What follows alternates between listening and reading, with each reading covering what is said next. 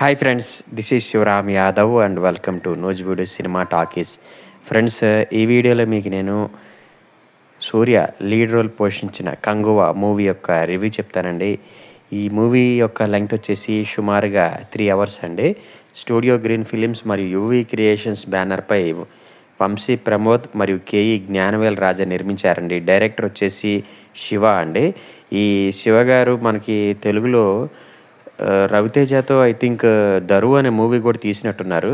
తమిళ్లో మాత్రం మంచి హిట్సే అందుకున్నారు. తెలుగులోనే ఆయనకి సరైనటువంటి హిట్ మూవీ పడలేదు. ఇక ఈ సినిమాలో యాక్టర్స్ విషయానికొస్తే సూర్యతో పాటు బాబీ డియోల్, యోగి బాబు, దిశా పటాని మరియు నటరాజన్ తదితరులు నటించారండి. ఓవరాల్‌గా మూవీ బావుందా అంటే మాత్రం సూర్య కెరీర్‌లోనే రాడ్డెస్ట్ మూవీ అనమాట. నాకైతే అస్సలు నచ్చలా. 3 గంటల పాటు అతి కష్టం మీద భరించాల్సొచ్చిందండి. ఇక మీకు ఈ 'కంగువ' మూవీ నచ్చిందా లేదా అన్నది మీ ఒపీనియన్ కింద కామెంట్ రూపంలో తెలియచేయండి. ఆ ఆర్టిస్టులకేసినటువంటి మేకప్ అట్లాగే ఆ స్టూడియో సెటప్ మాత్రం చాలా బావుంది. అందుకు తగ్గట్టుగా director Shiva perfect screen play అయితే రాసుకోలేదు. మూవీ బడ్జెట్ దగ్గర దగ్గర 350 కోట్లని విన్నా. మొత్తం బూడిదలో పోసిన పన్నీరే. నాకు తెలిసి పెట్టిన పెట్టుబడిలో సగం వచ్చినా గొప్పే అని నేను అనుకుంటున్నా. కాకపోతే మన తెలుగు వాళ్ళకి ఈ మూవీ నచ్చలేదు. మరి తమిళ్లో ఈ మూవీ హిట్ అయిందా లేదా అన్నది నాకైతే తెలీదండి. ఒకవేళ తమిళనాడులో పొజిషన్ గనక బావుంటే గనక ఈ మూవీ కనీసం సగమన్నా అమౌంట్ రికవర్ చేస్తుంది. తెలుగులో అయితే మాత్రం బ్రేక్ ఈవెన్ అన్నది అసాధ్యం. ఇక కథ విషయానికొస్తే ఈ సినిమాలో హీరో సూర్య డ్యూయల్ రోల్ చేశారండి. ఒకటొచ్చేసి కంగువ క్యారెక్టర్ అనమాట లీడ్ రోలు.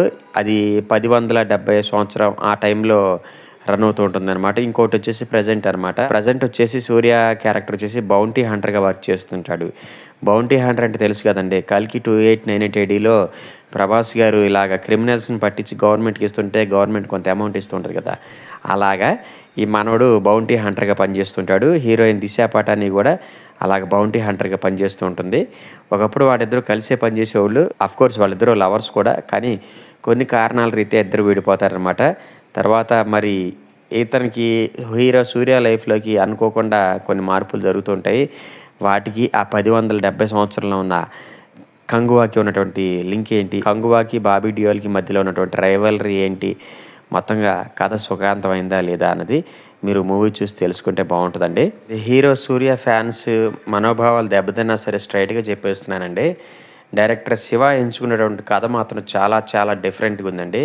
కాకపోతే అది ఎగ్జిక్యూషన్ విషయంలోకి వచ్చేపాటికి మాత్రం బొక్కబోర్ల పడ్డాడు. అసలు ఫస్ట్ 30 మినిట్స్ అయితే సినిమా చాలా ల్యాగ్‌గా ఉంటదనమాట. అది ఏంటి ఇంత స్లోగా ఎళ్తుంది సినిమా మరీ ఒక వీడియోని 0.5, 0.25లో చూస్తే ఎట్లాంటి ఫీలింగ్ అయితే కలుగుద్దో నాకు ఈ cinema first half an hour నా పరిస్థితి అలా అనిపించిందనమాట.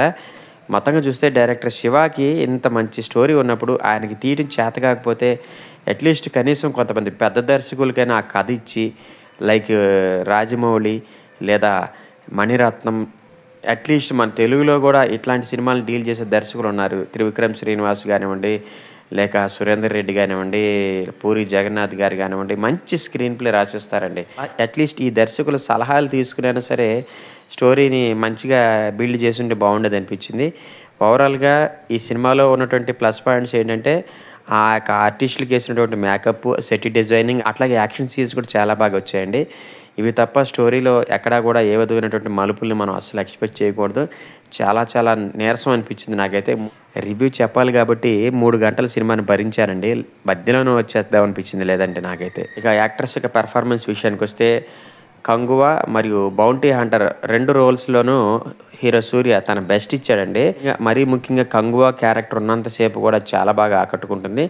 కాకపోతే కంగువకి విపరీతమైనటువంటి ఎలివేషన్స్, అతనికి సపోర్ట్‌గా ఉన్నటువంటి క్యారెక్టర్స్ ఎందుకు గయ్యి అని గట్టిగా అరిచేస్తుంటారు.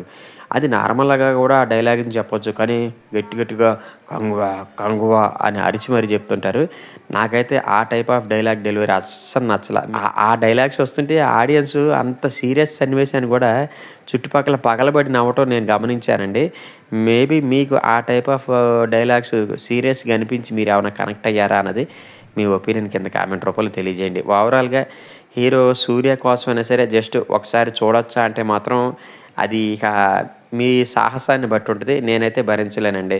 మరీ ముఖ్యంగా చెప్పాలంటే కూరలో ఎంత మంచి ఇంగ్రీడియెంట్స్ ఏసినా రుచికరమైన ఉప్పు లేకపోతే ఎలా తినలేమో స్టోరీ బాగుంది. ఆర్టిస్టులు అందరూ చేశారు. మంచి సెట్ వర్కు, గ్రాఫిక్ డిజైనింగు, అట్లాగే ఆ యొక్క మేకప్పు, కాస్ట్యూమ్స్ అన్నీ బాగా కుదిరినయి గానివ్వండి. వాటన్నిటిని కరెక్ట్‌గా కలిపుంచే స్క్రీన్ ప్లే సరిగ్గా లేకపోతే ఏం చేస్తాం చెప్పండి?